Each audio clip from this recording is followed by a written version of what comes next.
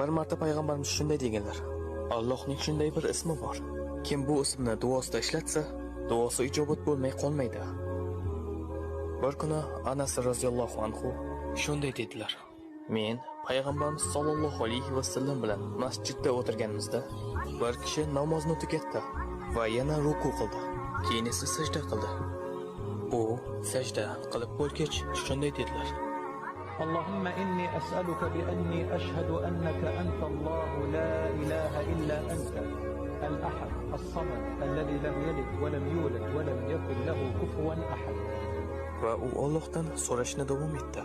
Payg'ambarimiz o'girildi va u kishiga shunday dedilar: Sen Allohdan uning eng buyuk ismi bilan so'rading.